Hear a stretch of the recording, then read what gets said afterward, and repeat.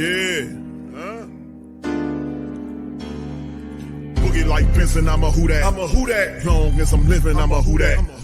Lose or winning, I'm a Who Dat. Sports Coma, yeah, this is where we do that. Where we do that, where we do that, where we do that, where we do that, where we do that. Boogie like Benson, I'm a Who Dat. I'm a Who Dat. Sports Coma, this is where we do that. Where we do that. Welcome, welcome, welcome. Somebody please better help.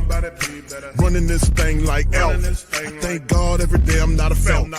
Go to YouTube Live with Big Q and the guys. If you ain't ride or die, the bandwagon get flipped. Been marching in, that was way for the ring. I was yelling out your shade for the championship. Bucking on town, duck down. Falcons, pluck, get shut down. Panthers ain't much touchdown. The vision really belong to us now. So much hate on the Saints, you could probably tell. Ever since Bounty Gate hit the NFL, when things seem fishy and you probably smell the crooked referees on Roger Goodell. Buggy like this and I'm a Who Dat. Every day I'm living, I'm a Who Dat. Lose or winning, I'm a Who Dat. It's the Sports Coma, this is where we do that. Where we do that, where we do that, where we do that, where we do that, where we do that. Boogie like this and I'm a Who Dat. It's the Sports Coma, this is where we do that. You're listening to the Sports Coma with Big Q and the guys on the PRO Media Network.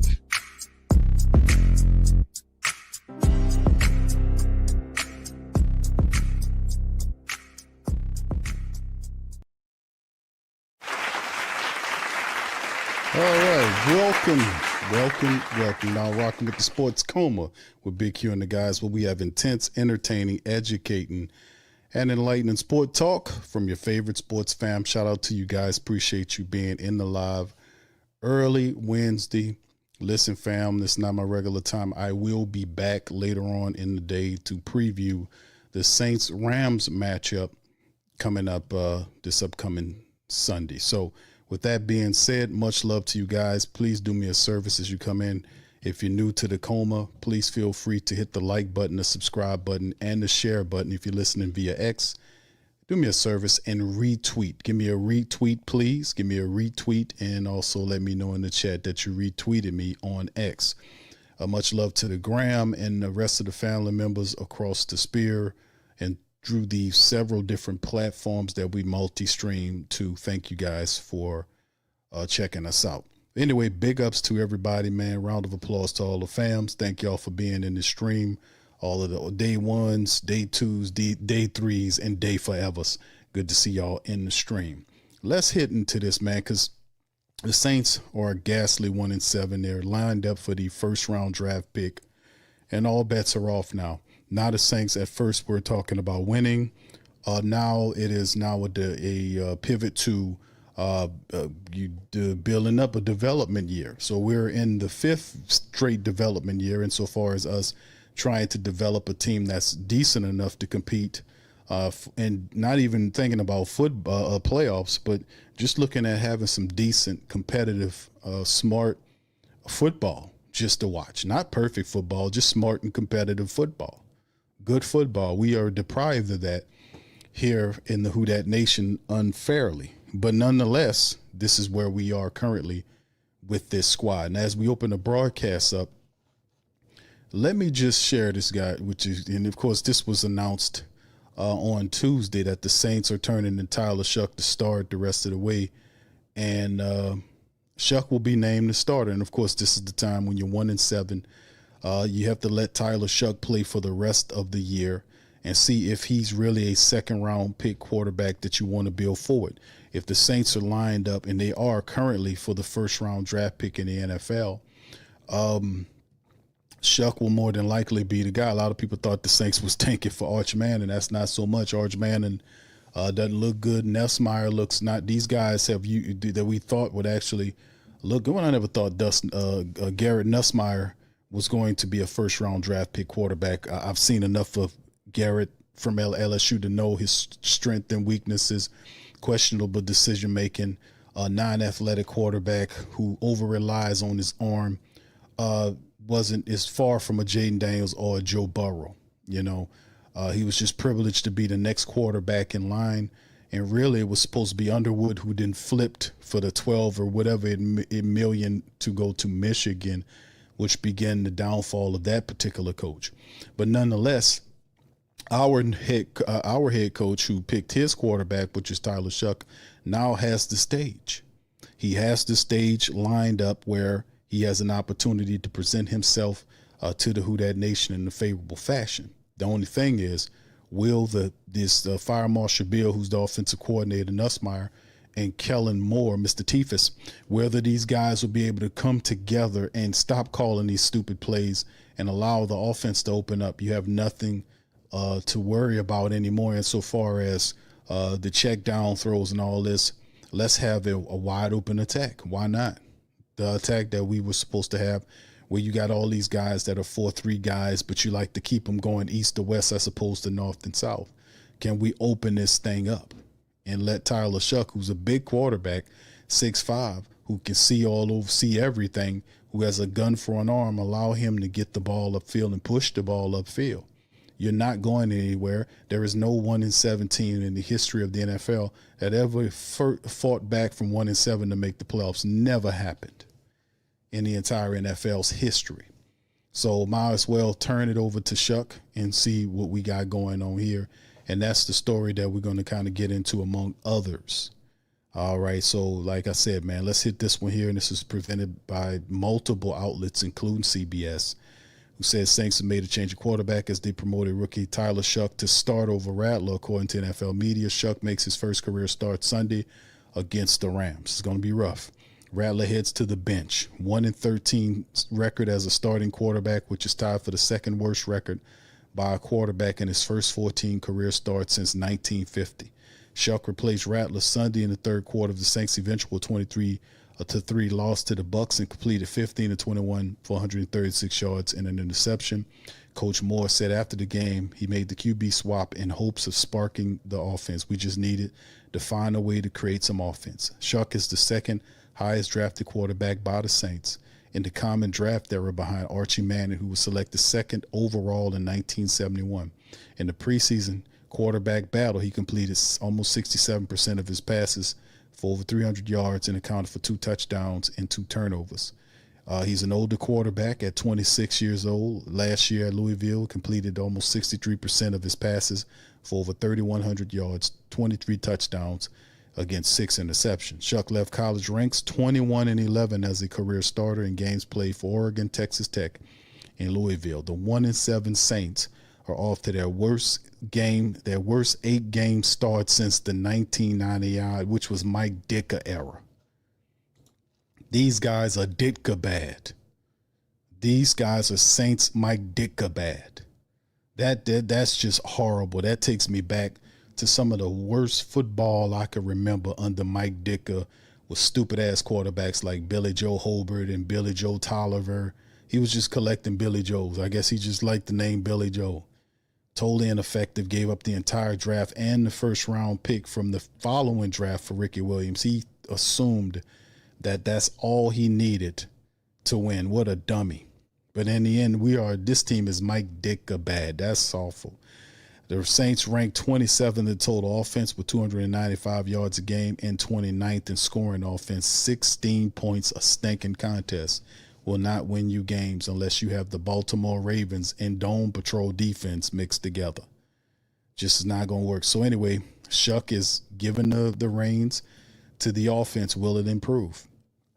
Listen, I just think that hopefully not only just switching quarterbacks, but also understanding that these offensive play callers are just as responsible for what we've been seeing offensively speaking. Switching quarterbacks does not change the in-app play calling, the 10-yard in-ass offense, as I call it, the 10 yards in. 4 wide receivers on comeback routes within 10 yards, and they're all 4-3 guys. But no verticality, nothing. So the poorish offensive line play that makes it tough for the young quarterbacks to even have time to go through progressions. The drop passes by veteran wide receivers, whether they're Rashid Shaheed, Chris Olave, Juwan Johnson, has been catastrophic for the Saints offense.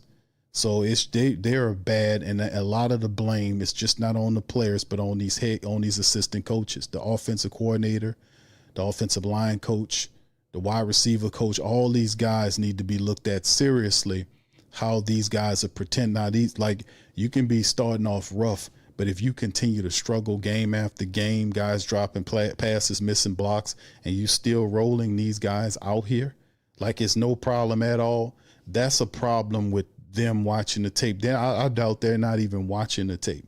How could you watch the tape and still roll out some of these guys on tape? That number 88 blew several blocks in the game on tape that we studied yesterday. Several blocks that led to plays where Rattler was forced out of the pocket, but he won't get any of that blame. Why was his sorry ass even out there and Taysom Hill couldn't even get in there? I don't understand how number 88 was out there and Taysom wasn't. And Taysom is 3 times the player this guy could ever hope to be. A third string ass tight end, and he had more reps than Taysom Hill. I mean, you can't make this stuff up. You can't make it up. But that's what I look at.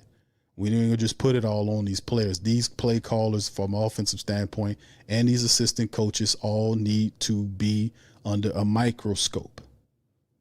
They need to be under a microscope. This team offensively has performed hideous, and they're going backwards. They were averaging 18 points, now it's 16 points a game. So they're putting a lot of stuff on a rookie saying, well, let's just see what he does. The play calling has to change, and the offense has to change for his talents. You can't roll him out here with this bullshit that Nussmeier and Kellen Moore has been doing. It's just not going to work.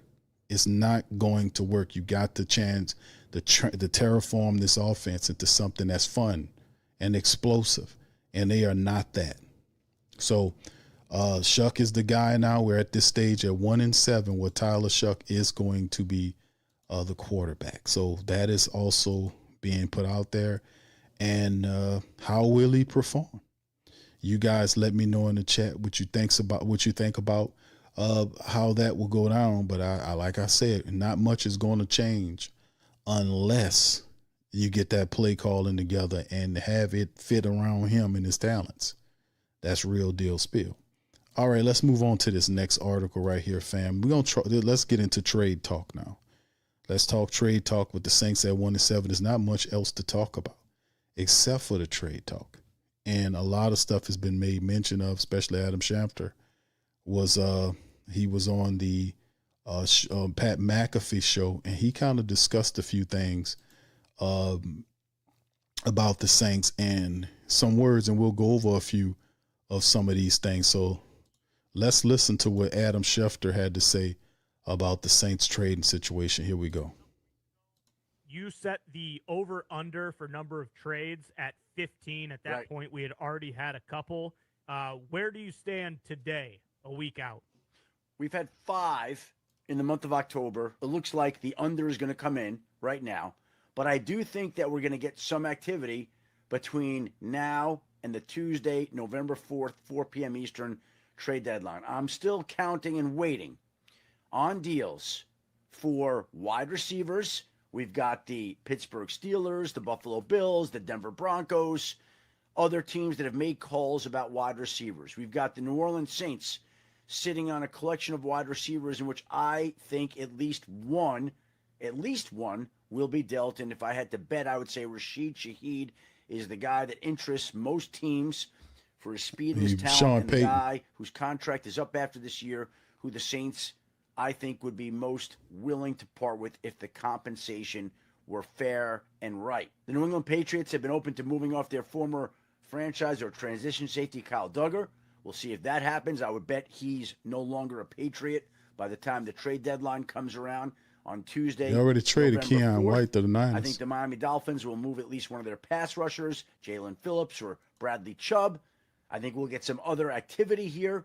At some point in time, the Minnesota Vikings are going to have to add a veteran quarterback. I don't think it's a high-profile move, but look, when they traded Sam Howell before the season, they had Carson Wentz waiting in the wings. Carson Wentz has season-ending shoulder surgery. 2 quarterbacks on their roster are J.J. McCarthy and Max Brosmer, 2 young quarterbacks. Vikings have to add a veteran quarterback at some point in time here. I think there's going to be a flurry of activity after next week.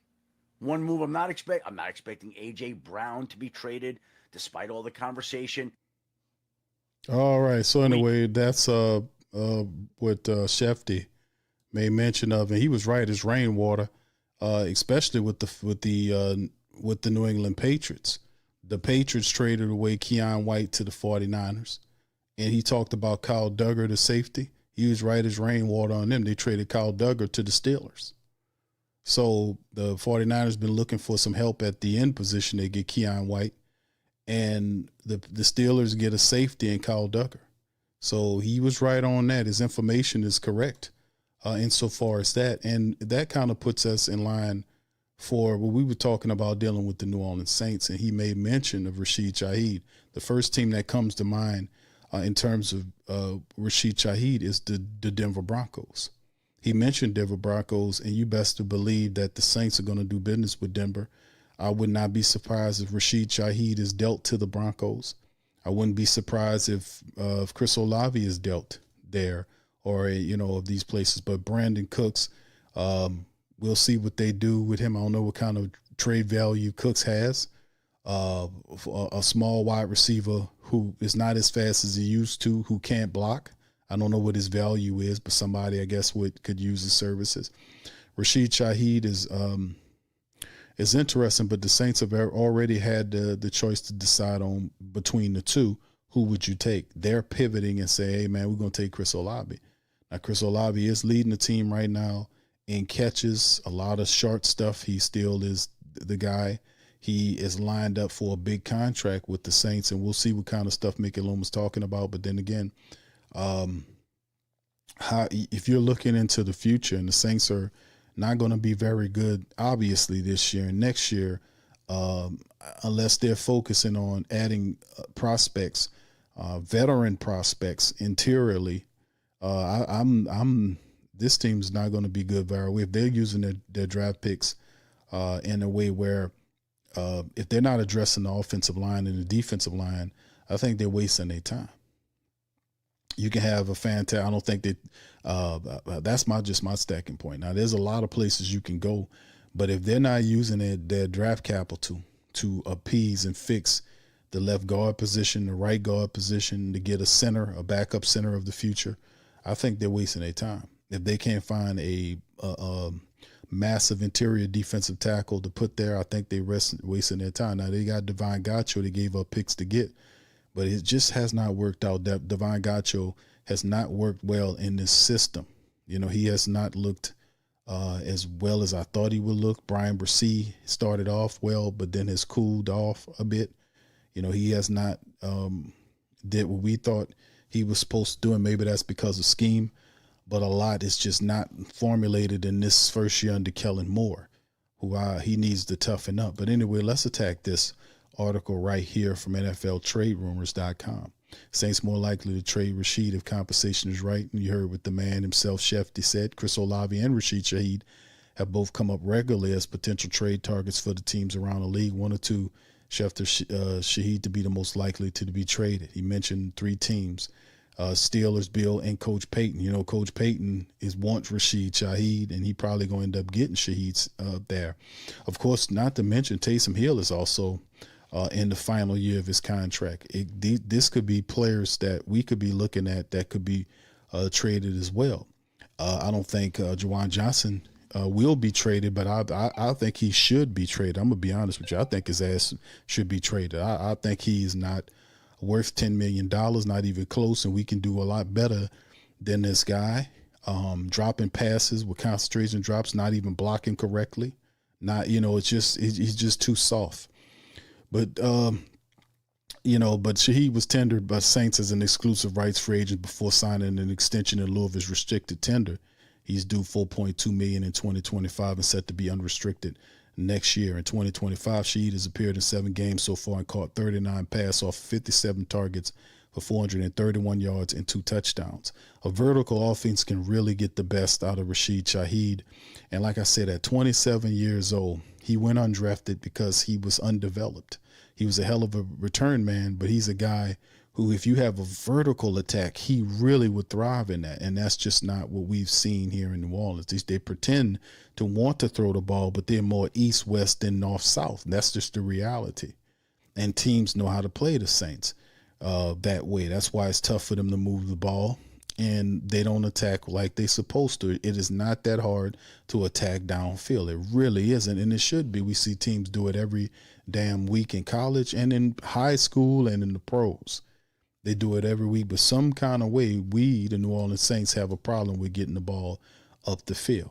More trade talk. Brandon Cooks could be traded for the 5th time. I don't know who would want him, but Ian Rappaport did say that Brandon Cooks could be traded before the trade deadline, and it would be the 5th time that you would see him being traded ahead of the deadline. So he's 32 years old, has been traded 4 times in his 12-year career, tied for the most in NFL history with linebacker Kiko Alonso and former Hall of Fame running back Eric Dickerson. Cooks was traded from the Saints to the Patriots in 2017, the Patriots to the Rams in 2018, the Rams to the Texans in 2020, and the Texans to the Cowboys in 2023. And the Saints signed this man. The Saints signed this man and brung him down here for whatever odd reason, and it never worked, and we were against it. We were questioning from the jump, saying that why would you bring the smallish wide receiver who can't block, and you run him out there on blocking plays. He doesn't block. He doesn't even throw himself in front of these people to block, and it was a waste of time and money. And now all of a sudden they want to get rid of him. It was a bad decision. It was a stupid decision by Mickey Loomis and Kellen Moore. It was just stupid all the way, and we continue to suffer from it. But in the end, we'll see how the Saints address this situation as we get closer to the draft. They were trading draft picks to get players. They traded draft picks to get Divine Gacho. They traded draft picks to get Divine Valley, who wasn't starting. They were still running Cooks out there every damn game at the top wide receivers. He would be the 4th guy coming out after Brandon Cooks, which made no sense. But ask Kellen Moore and Nussmeier that. You know, why they got this guy out here and he can't even block. And you trade picks for Valley. And this week is 8 weeks in, and Valley's finally, is not getting the same reps. It's just really a lot of questions, more questions than answers, because they don't have any answers, to be honest with you. So bad call, stupid decision making. And the Who Dat Nation was calling at the same time, saying, what are you doing with this guy? This guy shouldn't be here. There are other guys. And speaking of other guys and trade talk, let's just keep this thing moving. Shout out to NOLA.com. They did a fantastic piece that talked about players, 10 Saints who have been linked to trade rumors over the last few weeks, and the order of which these players, who are and will they be traded. Number 10, Cam Jordan, is 10 of them. Moving on from Jordan feels highly unlikely given what he means to the franchise, as well as the cap complications that will come from moving his deal. There will be a point last season where the pass catch rusher admitted to Sports Illustrated he had wanted a trade, but he and the franchise have since patched things over. Still, CBS Sports insider Jonathan Jones mentioned Jordan as a possible trade candidate, which is why he's on the list. What the Saints can get from, there's no precedent for trading a 35-year-old pass rusher on the final year of his contract, but 32-year-old Zadarius Smith and a 2026 7th-round pick he fetched, a 2025 5th-round pick, and a 2026 6th-round pick in last year's Browns-Lions trade. The Saints love their 7th or 6th swaps, so maybe that's the range. But then why do it? I don't think Cam Jordan goes anywhere. He'll go into the sunset as the Saints defensive end. I don't see Mickey Loomis trading him. Remember, this is Mickey Loomis who's supposed to be making these deals. Number 9, Cooks. We just talked about him. Cook knows a thing or two about trades, being dealt 4 times. With only 127 yards on 14 catches, the wide receiver may not be an obvious candidate to be dealt, but the NFL reported that he's among the Saints expected to be moved. Dylan Cooks will free up space for Divine Valley. But let me ask you this. Saints acquired Valley for a 4th and a 7th-round pick. What would the Saints fetch for Cooks? Current day Cooks isn't likely to fetch the same level of compensation he did last season. The Cowboys sent in a 5th and 6th-round pick to the Texans, but the few deadlines have featured several teams giving up late selections to take a flyer on a receiver, such as Detroit spending a 6th-round pick to the Browns for Donovan Peoples-Jones. Can we get that? Peoples is a lot younger than Cooks, but can we get a 6th-round pick for Cooks? More than likely a 7th. I'll be happy with a 7th-round pick for Cooks to get the 7 and to clear the cap space that he brings, right? Number 8, Dylan Redunce. Teams are always looking for interior line depth, which explains why Redunce was also named by the NFL's network as a name to watch for the Saints. He signed a 1-year deal. The 27-year-old started the first 2 games at left guard before Penning returned to the lineup. And even if Redunce draws interest, the Saints might not be in a position in which they can afford to part ways with offensive line depth after Eric McCoy's season-ending injury. By the way, Luke Fortner actually did pretty good. Fortner did decently. We watched the tape on Patreon on Tuesday, and Fortner did a solid job in relief of Eric McCoy. He wasn't, super, super good, but he was solid. Pleasantly surprised. Now, Dylan Redunce, I don't know if the Saints, he is on a 1-year deal, but you also have Trevor Penning as well. Trevor Penning has 1 year left on his deal. Dylan Redunce has 1 year left on his deal. This was like a player that was Saints was a contract they signed to see how this player has done. I have low grades for Dylan Redunce. I didn't like him at the tackle position. That was a bad look. He hadn't looked all that good at the guard position either. So I don't know if there's anything out there that people would get for Redunce, but maybe we'll see what the Saints could get. A deal for tackle Asim Richards serves as a template. The Cowboys included Richards and a 28 7-round pick for a 2028 6-round pick. So that old 6-7 swap, and I'm cool, kids, for including the 6-7. So this thing, the Cowboys traded the Saints Asim Richardson for a 7-round pick, a 7-round pick for a 2028 6-round pick. So they just did that. Do we then get the same deal for Dylan Redunce? Now, if you trade Redunce, you at least get something for him, right? Because he's a player on an expiring deal. So it wouldn't be a bad decision for the Saints to acquire draft capital. If they're trying to get 3 more picks here, if they're talking about more picks, and they have, I think, 5 picks right now, and they want to get at least 2 more picks or 3 more picks, the Rashid Shaheed will fetch you a pick. And where the other pick is supposed to come from, Dylan Redunce, the Saints could have at least 3 more picks here if they're serious about getting rid of some of these guys.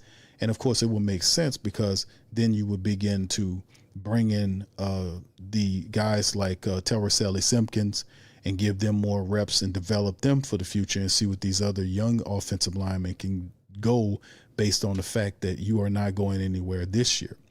Number 7, Pete Werner. After the Saints already bracing for life without Werner, over the last 2 weeks, the Saints have taken the linebacker off the field so rookie Danny Stutzman could play a few series. Trading Werner would be the logical next step. If the Saints can get something for him, the Saints sign Werner to a 3-year, $22.5 million deal. That's Mickey Loomis. So trading will result in $1.7 million in dead money. I'm good with that. But then leave almost $6 million on the books for next season due to his signing bonus and recent restructures. I am all for this. I'm for this. Pete Werner and Demario Davis do not fit in Staley's defense. His defense is predicated on speed, getting pressure with the front 4, and a lot of pressure is then put on the linebackers to cover areas of the field, whether in zone or man or whatever the case may be. Pressure is put on guys. They have to be able to cover a great amount of field. Now, the thing about it is Danny Stutzman is not super athletic, but this is the guy that Staley picked to be in for his defense. Werner is not athletic enough. Plus, Werner can't be justified to remain here if he's missing tackles. He missed too many tackles. We know Demario Davis is going to retire, but Pete Werner misses way too much tackles. And if we can get $6 million back on our books next year by getting rid of him and he doesn't fit what we got going on, and there's Stutzman and Stahlberg and Jalen Ford next, then I'm all for it. Pete Werner does not fit here. He is a logical move for us to kind of get him out of here. Maybe Peyton wants him. Maybe we can pack and ship him with Sean Payton. Payton could take him. Saints like Werner for his instincts and ability to read the field, but the 5th-year linebacker hasn't had a long history of production. His 2 sacks this year are a career high. What the Saints could get for him. Last year, Seattle traded Jerome Baker, a 2025 4th-round pick, and acquired linebacker Ernest Jones from the Titans. The Saints would unlikely require a player at the same position, but draft capital could set a nice precedent. Somebody would take Pete Werner off your hands. He just don't work for us. He don't fit for what we got going on, but maybe Peyton would want him. Somebody will want Pete Werner. He cannot be justified for his money and the fact that now they're taking him off the field because of his non-athleticism and giving youthful people an opportunity to play. But also it's the fact that he's missing too many tackles, and I cannot have that. You know, the time for the veterans is over with. It's young people now. Demario Davis, such a move would make sense only if the Saints want to help Davis chase a ring somewhere. At 36, Davis still playing a relatively high-level football, and San Francisco have a massive need at linebacker. While all-pro Fred Warner done for the season. Reunion with Sean Payton and Denver also could be a good fit, but unless Davis wants out, and which he doesn't, offers a king's ransom, the two-time Pro Bowler will likely stay put. What the Saints can get if they want out, like Jordan, there aren't a lot of trade values for him, but let's look at the trade with the 49ers and the Saints. In 2021, the Saints sent Kiko Alonso to the Niners in exchange for Quan Alexander and a conditional fifth. Would a conditional fourth be enough? Absolutely. But it just won't happen. The Saints won't give up on Cam or Demario Davis, despite the fact the team is terrible. Number 5, Alontae Taylor. Taylor's name popped up in a recent ESPN article with Buffalo, Seattle Seahawks, and Dallas listed as potential fit. Now, the 26-year-old is in a contract year. So if the Saints can't finalize an extension, it would make sense to gauge the market and get a return before he departs. Still, ESPN Jeremy Fowler wrote that the Saints would only consider moving on if they receive a strong offer. Trading Taylor would undoubtedly hurt the secondary this season. They don't care about any of that because it's a youthful year anyway.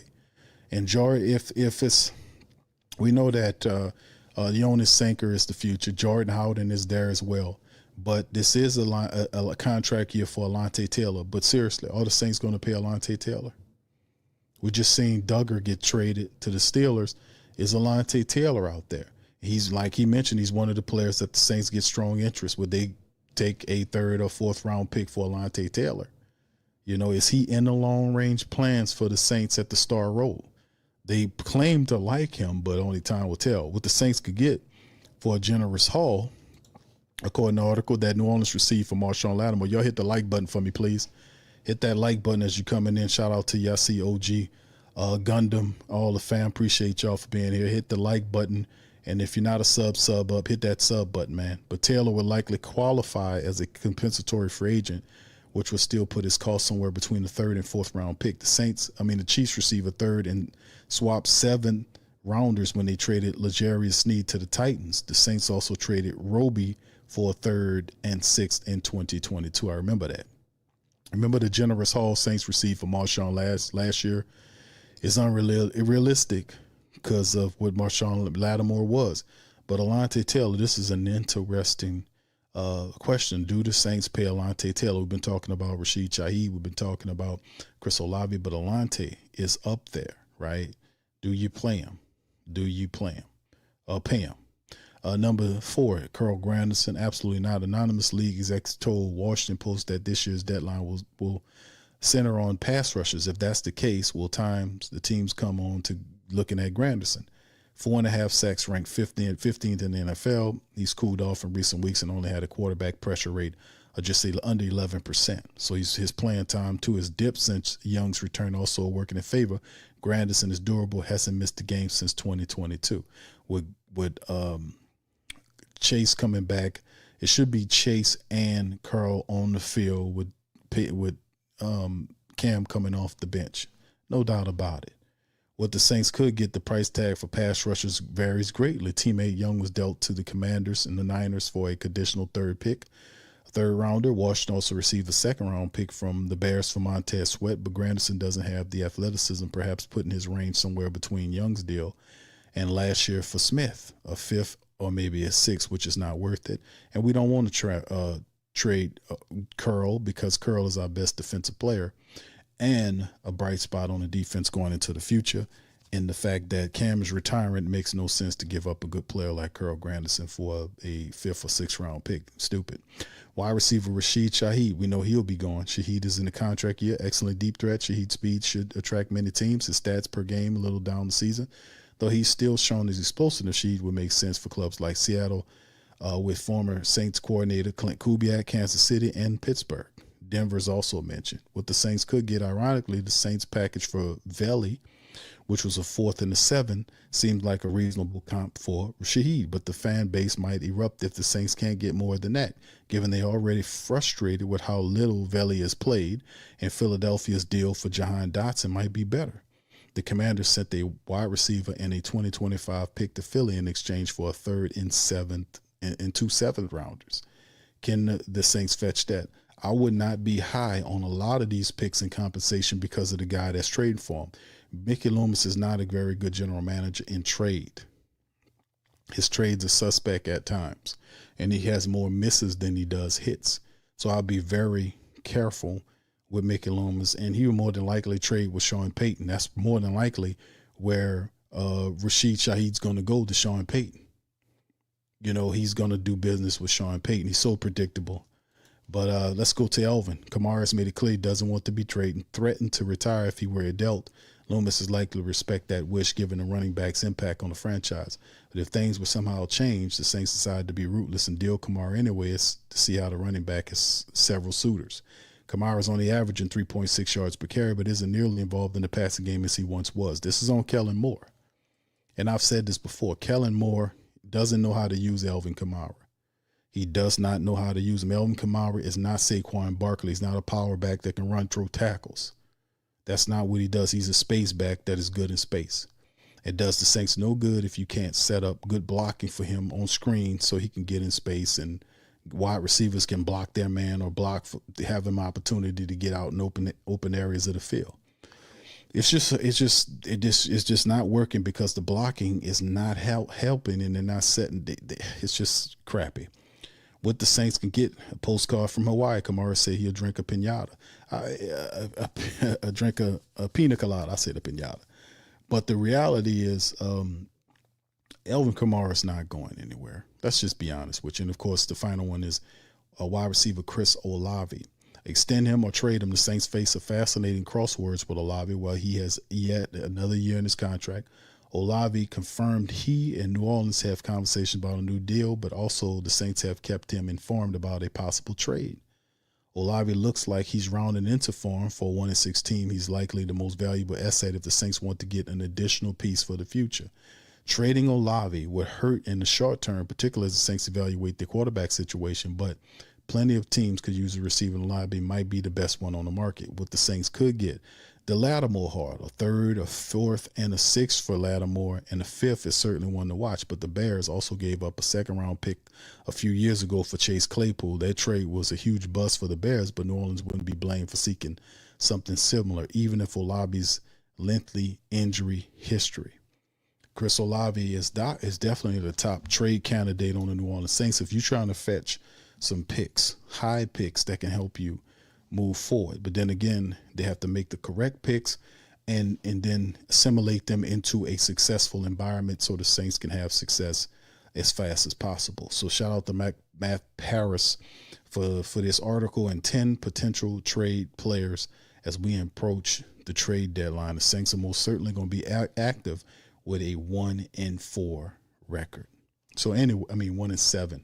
I wish it was 1-4.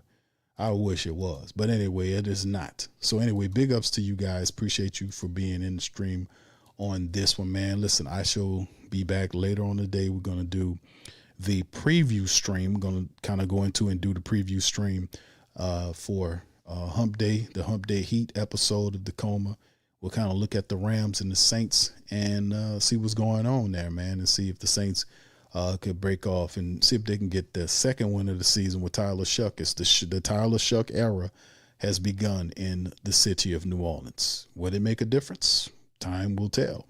Anyway, with that being said, I am going to get out of here. Y'all have a beautiful rest of y'all day.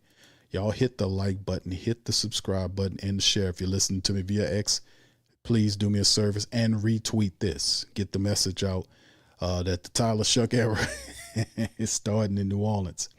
And we'll be here to kind of watch and see what they can do.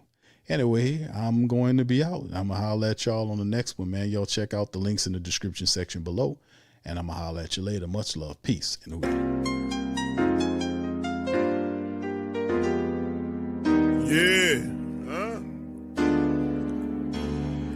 Boogie like Benson, I'm a Who Dat. Long as I'm living, I'm a Who Dat. Lose or winning, I'm a Who Dat. Sports Coma, yeah, this is where we do that. Where we do that, where we do that, where we do that, where we do that, where we do that, Boogie like Benson, I'm a Who Dat. Sports Coma, this is where we do that. Welcome, welcome, welcome. Somebody please better help. Running this thing like Elf. Thank God every day I'm not a felt. Go to YouTube Live with Big Q and the guys. If you ain't ride or die, the bandwagon get flipped. Been marching in, that was way for the ring. I was yelling out your shame for the championship. Bucking on town, duck down. Falcons, pluck, get shut down. Panthers ain't much touchdown. The vision really belong to us now. So much hate on the Saints, you could probably tell. Ever since Bounty Gate hit the NFL. When things seem fishy and you probably smell the crooked referees are Roger Goodell. Yeah, probably like this and I'm a Who Dat. Every day I'm living, I'm a Who Dat. Lose or winning, I'm a Who Dat. It's the Sports Coma, this is where we do that. Where we do that, where we do that, where we do that, where we do that, where we do that, Boogie like this and I'm a Who Dat. It's the Sports Coma, this is where we do that. You're listening to the Sports Coma with Big Q and the guys on the PRO Media Network.